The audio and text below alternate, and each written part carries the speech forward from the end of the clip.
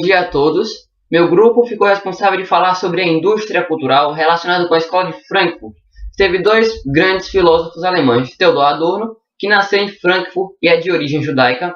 Theodor Adorno foi um dos expoentes da chamada Escola de Frankfurt, que contribuiu para o renascimento intelectual da Alemanha após a Segunda Guerra Mundial. Estudou filosofia, sociologia, psicologia e música na Universidade de Frankfurt.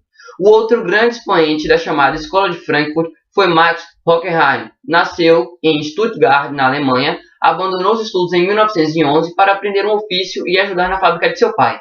Ele participou da Primeira Guerra Mundial e, quando ela terminou, concluiu os estudos e decidiu se especializar em filosofia e psicologia nas cidades de Munique, Friburgo e Frankfurt, onde conheceu também o filósofo Theodor Adorno.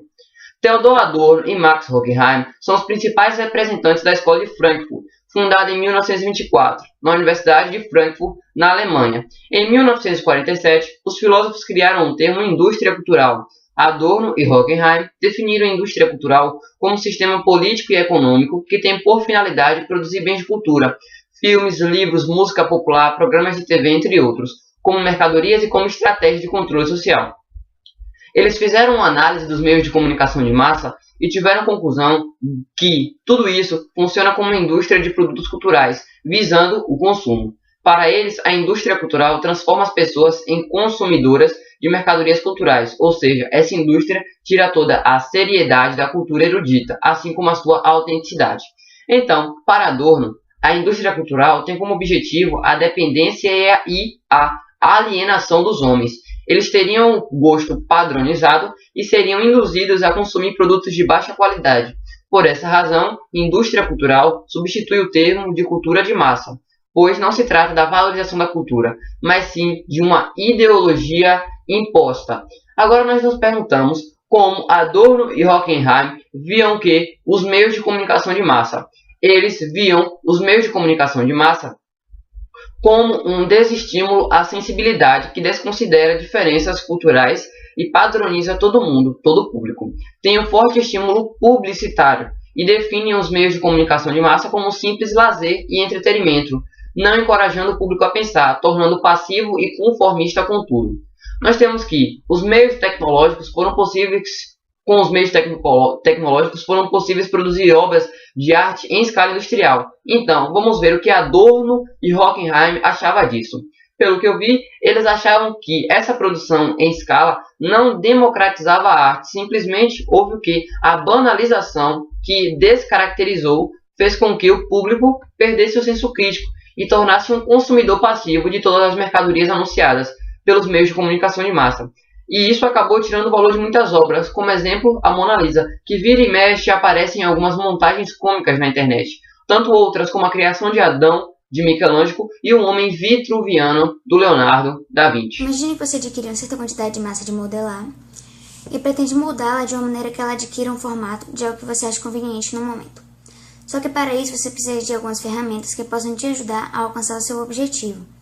O mesmo acontece com a indústria cultural, já que essa tem o papel de moldar a sociedade e para atingir a sua meta ela também usa de ferramentas como, por exemplo, os meios de comunicação e fontes de informação, como a televisão, o rádio, jornais, as revistas, a internet, etc., que podem ser dominadas culturas de massa, mas não pela que são, e sim por serem utilizadas pela elite com o real intuito de manipular a população.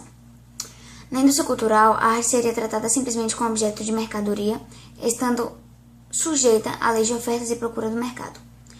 Um exemplo claro disso é a diferença de gostos musicais nas diferentes gerações. Se voltássemos no tempo, na década de 50, perceberíamos que o estilo musical predominante é muito diferente do predominante nos dias atuais.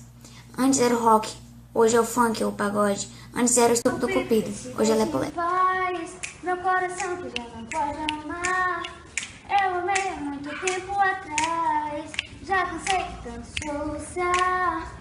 Hey, hey, é o fim, ó cupido vem. Eu montei o teto, e se ficar comigo é porque gosta do meu lepo-lepo. Então, vamos fazer uma revisão. O termo indústria cultural foi criado pelos filósofos alemães Theodor Adorno e Max Horkheim a fim de designar a situação da arte na sociedade capitalista industrial. Membros da escola de Frankfurt, os dois filósofos alemães empregaram um termo pela primeira vez no capítulo O Iluminismo como Mistificação das Massas, no ensaio Dialética do Esclarecimento, escrito em 1942, mas publicado somente em 1947. Segundo Adorno, na indústria cultural, tudo se torna negócio, enquanto esse negócio são os fins comerciais que são realizados por meio de sistemática e programada exploração de bens considerados culturais. Um exemplo, dirá ele, é o cinema. O que antes era um mecanismo de lazer, ou seja, uma arte, agora se tornou um meio eficaz de manipulação. Portanto, podemos dizer que a indústria cultural traz consigo todos os elementos característicos do mundo industrial moderno e nele exerce um papel específico, o de portador da ideologia dominante.